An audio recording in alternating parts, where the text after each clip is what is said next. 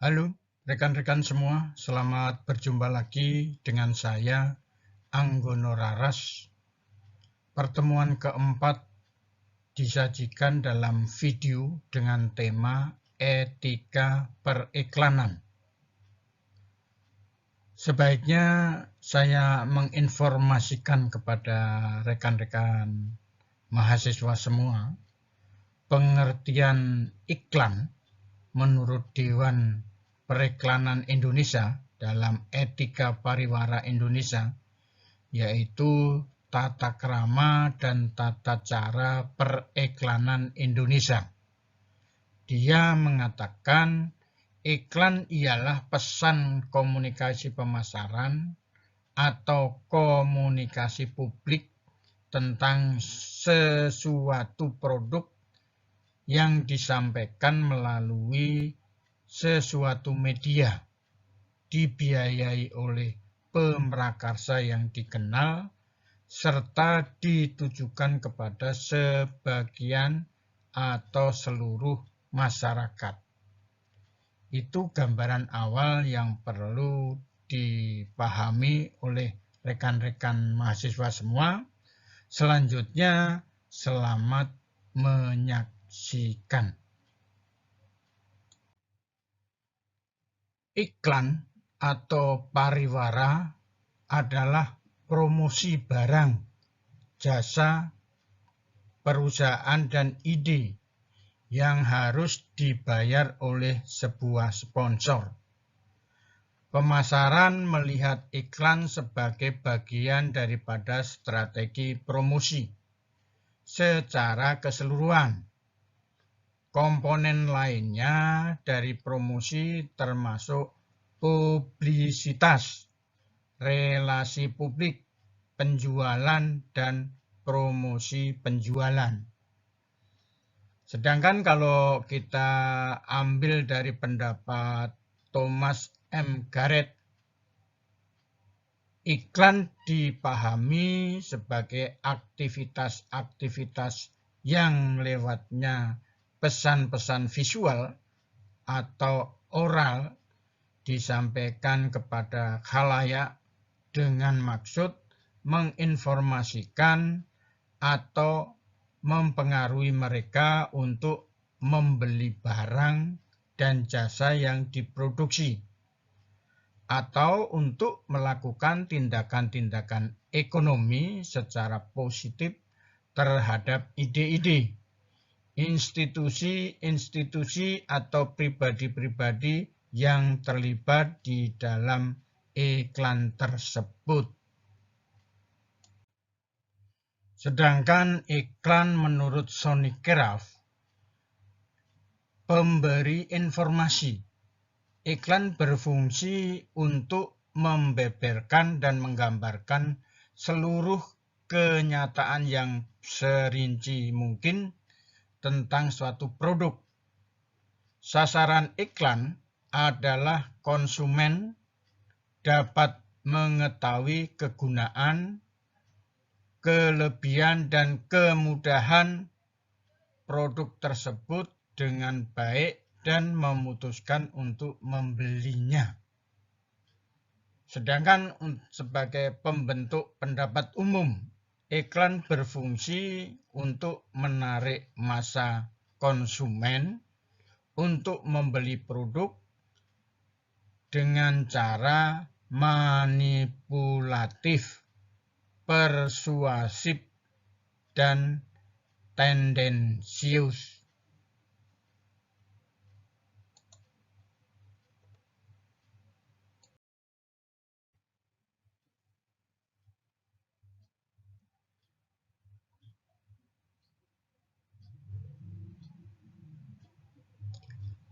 Rekan-rekan semua, coba kita sekarang memasuki yang namanya prinsip moral dalam iklan.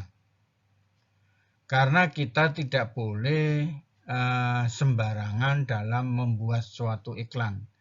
Jadi di sini prinsip moral yang perlu diangkat di dalam suatu iklan adalah prinsip kejujuran. Jadi kalau kita membuat iklan, ya sebaiknya memang harus jujur memberitakan satu barang atau jasa atau suatu produk itu dengan prinsip kejujuran. Selanjutnya juga mempunyai prinsip martabat manusia sebagai pribadi. Jadi kita di dalam satu iklan harus mengangkat martabat manusia.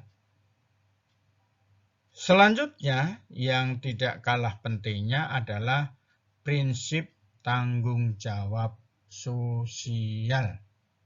Jadi di sini betapa pentingnya di dalam membangun sebuah iklan itu harus memandang prinsip kejujuran, menghargai manusia, dan adanya satu prinsip tanggung jawab sosial.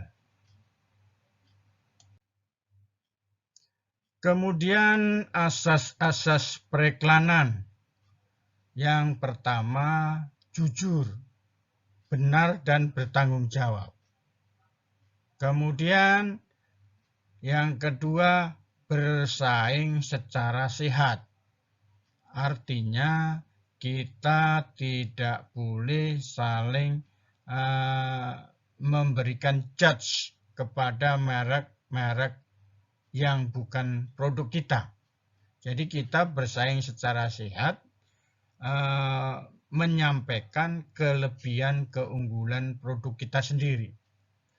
Kemudian yang ketiga, melindungi dan menghargai khalayak, tidak merendahkan agama, budaya, negara, dan golongan, serta tidak bertentangan dengan hukum yang berlaku. Kemudian yang keempat, urgensi suatu iklan yang memenuhi fungsi iklan, namun beretika. Ciri-ciri iklan yang baik. Yang pertama, etis, yaitu berkaitan dengan kepantasan. Yang kedua, estetis, berkaitan dengan kelayakan.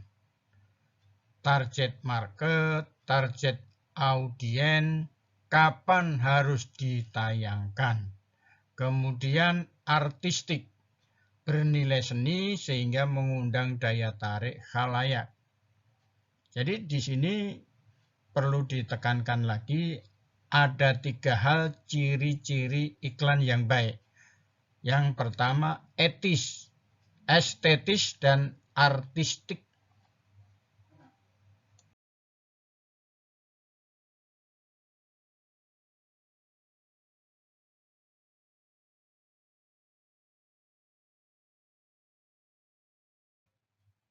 Tanggung jawab hukum. Secara umum, tanggung jawab hukum pelaku usaha dalam Undang-Undang Nomor 8 Tahun 1999 tentang perlindungan konsumen didasarkan pada prinsip-prinsip. Yang pertama, kontraktual liability. Yang kedua, product liability. Yang ketiga, professional liability. Dan yang keempat, criminal responsibility.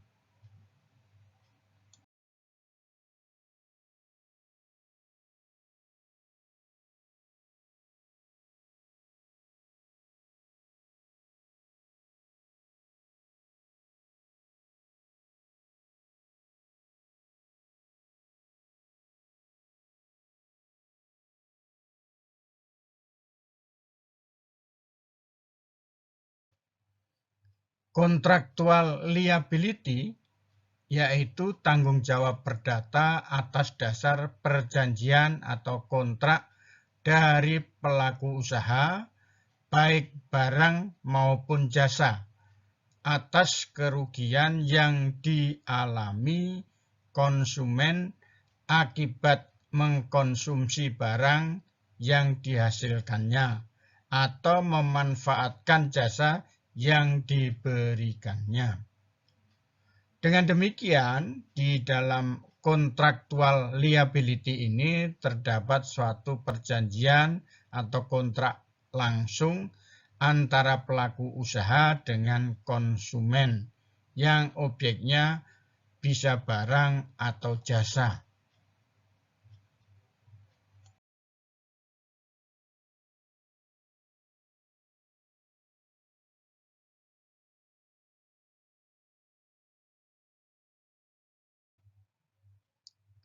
Product liability.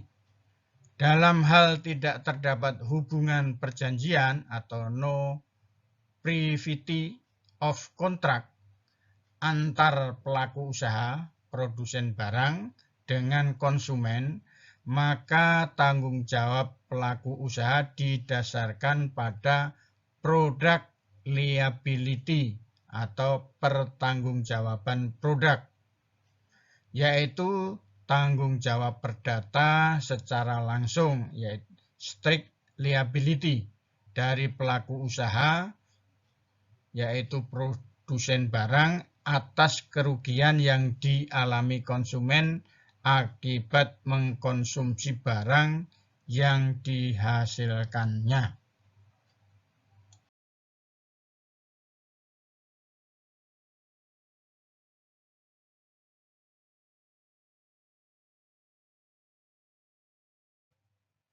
Kemudian professional liability. Dalam hal terdapat hubungan perjanjian atau privity of contract antara pelaku usaha pemberi jasa dengan konsumen, tetapi prestasi pemberi jasa tidak terukur sehingga merupakan perjanjian ikhtiar atau inspanning verbintenis, maka tanggung jawab pelaku usaha didasarkan pada professional liability atau pertanggungjawaban profesional yang menggunakan tanggung jawab perdata secara langsung atau strict liability dari pelaku usaha atau pemberi jasa atas kerugian yang dialami konsumen akibat memanfaatkan jasa yang diberikannya.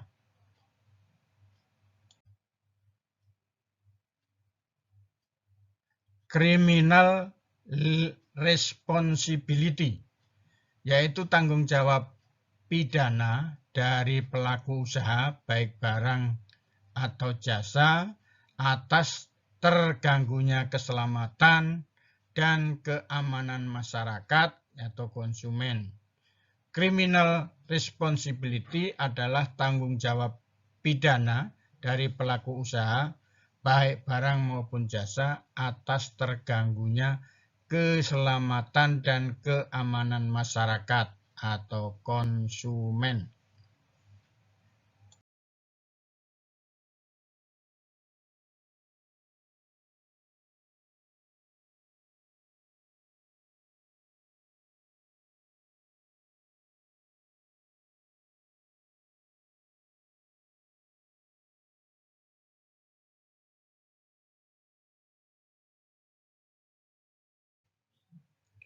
Beberapa persoalan etis periklanan.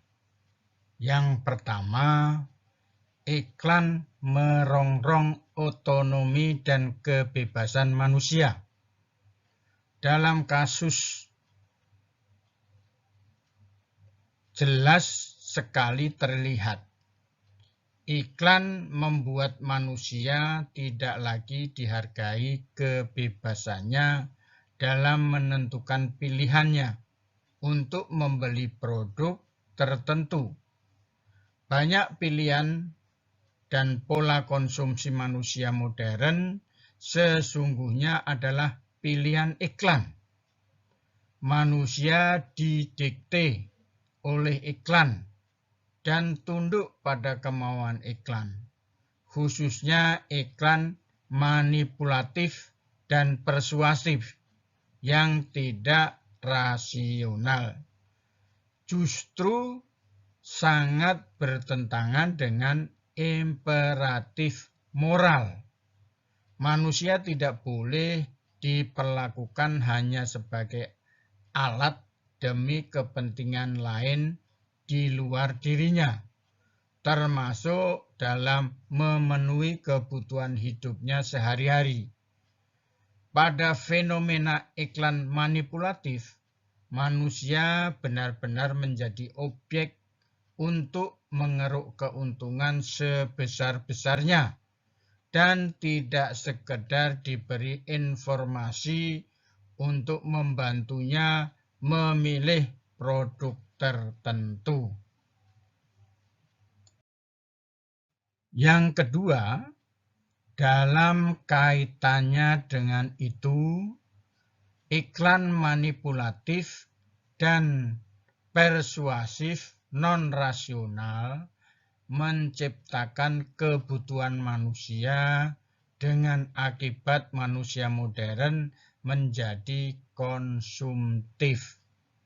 Secara ekonomis, hal ini tidak baik karena dengan demikian akan menciptakan permintaan ikut menaikkan daya beli masyarakat.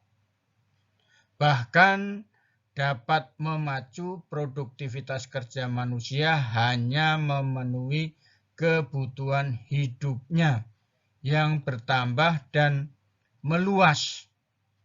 Namun di pihak lain muncul masyarakat konsumtif, di mana banyak dari apa yang dianggap manusia sebagai kebutuhan sebenarnya bukan benar-benar kebutuhan. Ketiga, yang menjadi persoalan etis yang serius adalah bahwa iklan manipulatif dan persuasif non-rasional malah membentuk dan menentukan identitas atau citra memiliki barang sebagaimana ditawarkan iklan. Ia belum merasa diri penuh kalau belum memakai minyak rambut seperti diiklankan bintang film terkenal, dan seterusnya.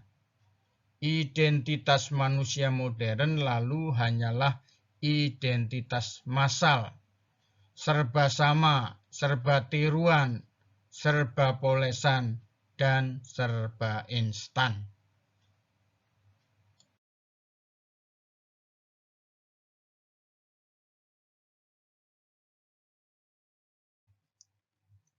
Keempat, bagi masyarakat Indonesia dengan tingkat perbedaan ekonomi dan sosial yang tinggi,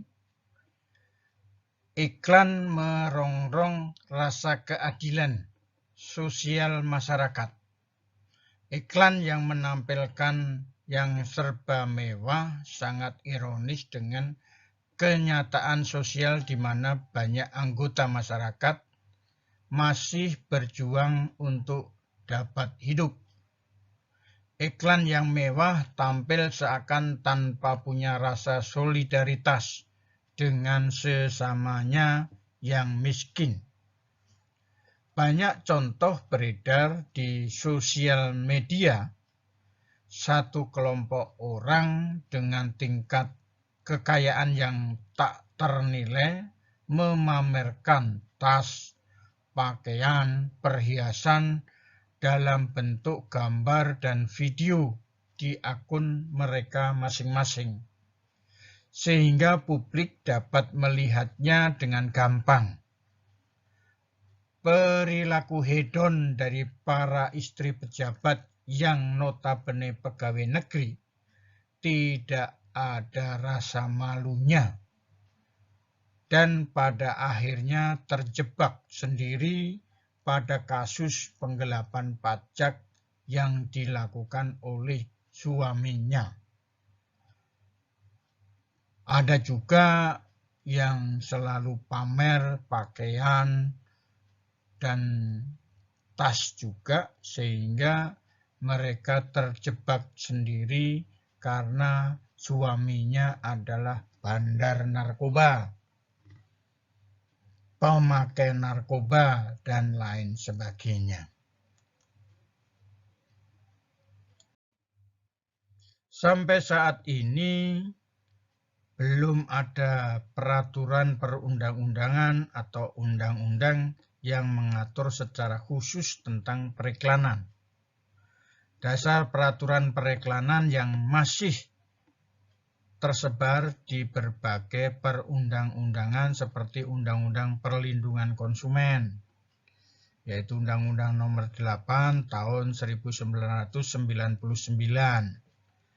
KUHP, Undang-Undang Pers, dan sebagainya.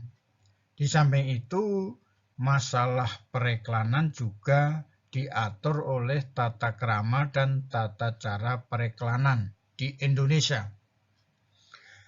Hal ini perlu dibuat secara khusus oleh pemerintah dan DPR agar ada peraturan tersendiri tentang periklanan dari A sampai Z. Pada saat ini, teknologi IT sudah begitu merakyat sehingga mereka akan dapat mengakses periklanan yang diupload melalui sosial media. Untuk berhasilnya peraturan periklanan ini dibutuhkan dukungan atau kerjasama tentang informasi dari para pakar IT yang bergerak di dunia periklanan. Iklan harus jujur, bertanggung jawab, dan tidak bertentangan dengan hukum yang berlaku. Iklan tidak boleh menyinggung perasaan atau merendahkan martabat, agama, tata susila, adat, budaya, suku, dan golongan. Iklan harus dijiwai oleh asas-asas persaingan yang sehat. Kejujuran dalam beriklan sangat penting, karena iklan yang jujur akan memberikan informasi yang benar terhadap barang dan jasa yang diperkenalkan. Pada saat ini banyak keluhan dari konsumen yang memberikan informasi berlebihan, sehingga pada saat konsumen tertarik dan membeli produk tersebut secara online, terjadi kekecewaan pada saat menerima produk tersebut. Karena apa yang dipikirkan oleh konsumen ternyata tidak sesuai dengan harapannya.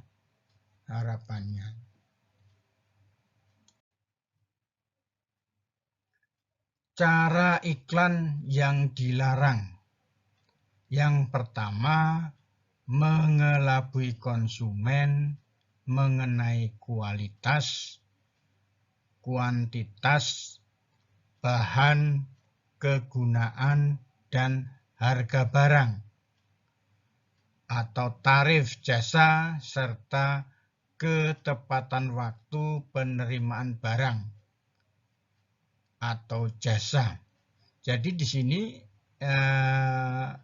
rekan-rekan semua, kita di dalam melakukan suatu iklan sebaiknya berbicara apa adanya. Jualah kualitas sesuai dengan realitanya. Kemudian apabila menyangkut kuantitas atau jumlah, maka perlu juga diberi informasi yang benar, bahwa di dalam satu kemasan itu ada 5 buah atau 5 unit, maka harus dibicarakan tentang kuantitas yang benar.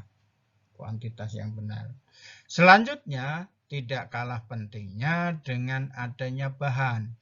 Jadi umpamanya bahan itu adalah bahan yang sebenarnya bukan bahan dari kulit asli, maka harus diupayakan untuk berbicara tentang bahan yang sebenarnya, ya, yang sebenarnya. Kemudian masalah kegunaan.